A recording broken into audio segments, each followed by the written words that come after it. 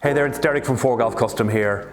Today is part 2 on TaylorMade's Qi10 Driver. We did a video on this right when it came out with some kind of early tech, early thoughts. I'll put a link to that video right here. I'll also put a link in the comments below, and you can see that video maybe first because that'll give you an understanding about the technology, the different heads, so forth and so on. But this part 2 section is all about kind of what I've been seeing at the fittings, okay? So usually what happens when a driver design drops, we get the models in, we go through initial testing.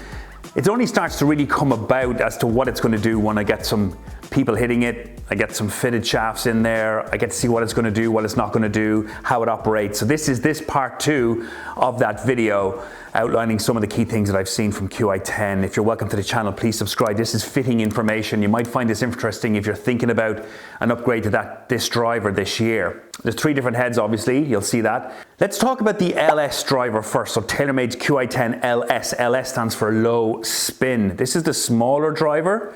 Yeah, I've been getting some interesting reviews from this from different players, okay? So the first thing to note is really low spin. Obviously the name gives that away. But it also really works for really strong power strikers. So if I get somebody in here very strong, like north of 100 miles an hour clubhead speed, up on the 160s, 170 ball speed, it's a really, really good driver in keeping the ball flight organized. I've even started using the 8 degree quite a bit, which I didn't think I would do because I thought, you know, that the more loft I had on it, the better launch parameters I would get. But actually what's happening is that 8 degree loft in the LS is getting the ball flight lovely and flat for those high strong power hitters.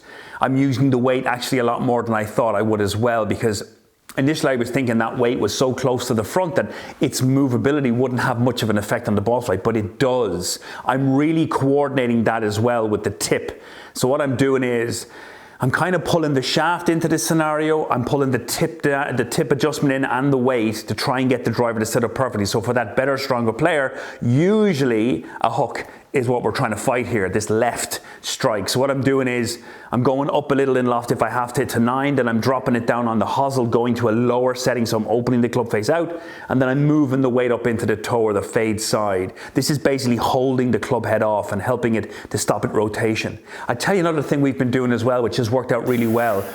We've been tipping the shaft quite a bit when we're building these clubs, okay? So we're taking like a 60 gram stiff, and I'm actually tipping it now so that I can reduce the torsional value on the shaft and slow the club head down for this kind of a technique of reducing the movement of club head through impact. I'm also tipping the shaft if I'm trying to keep the ball flight a little flatter. So I'm going up into X's and double X's where I'm tipping the shaft inch, maybe 1.5 or 2 inches. Don is doing this for me, just to get that club head more stable when necessary by keeping the weight light in the shaft.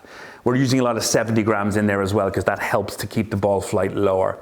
Okay, so the standard head or the middle head in the range, this has probably been the most successful club head for us, and I kind of thought that would be the case because it kind of suits a broader range of golfer. Be careful though, the spin rate is very low on this. I haven't gone into 9 degrees that often. Most of the drivers have been in that 10.5, just so I can use the loft to create that perfect launch angle and that kind of window of flight that I talked about in the first video.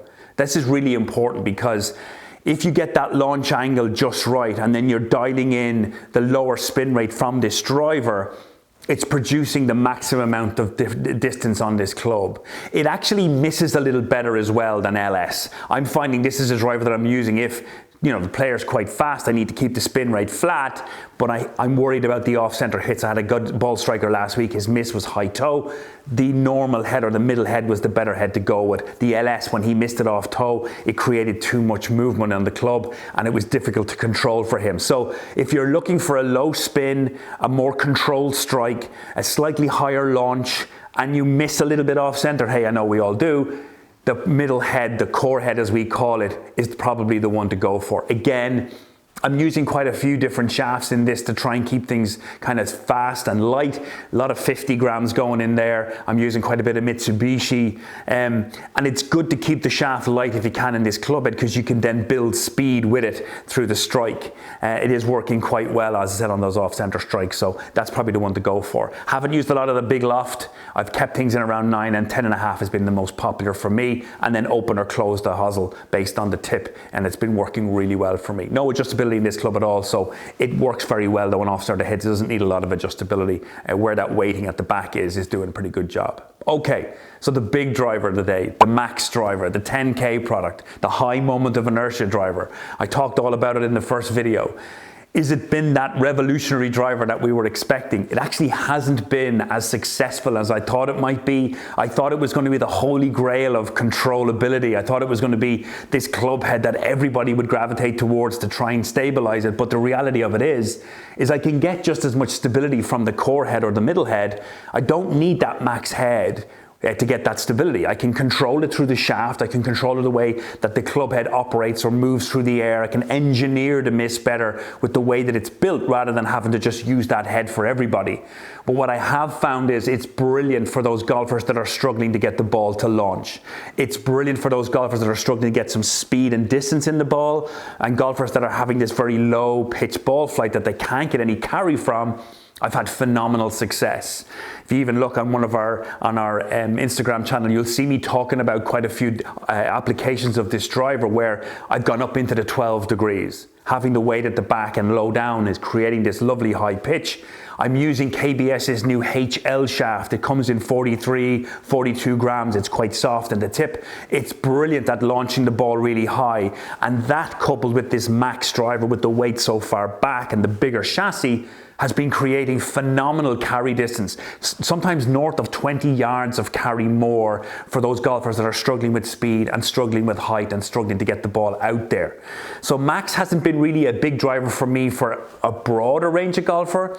I've been really using it for golfers that are struggling to fly the ball and launch the ball. So really, it's kind of designed for players that want to get the ball higher. They want a bit more forgiveness in the club, but really it's spin and launch that are the key factors here. That's the three heads. They're the three kind of scenarios that we've been seeing from them for our different golfers. Bottom line is TaylorMade have done a really nice job on this. The head feels great. Most golfers have commented on how good the product feels, even though that carbon face can sometimes, in the past iterations in Stealth and Stealth 2, can feel a bit dull or a bit dead. The Qi10, the phonetics are perfect. The strike is really good from it and everyone is finding it really solid.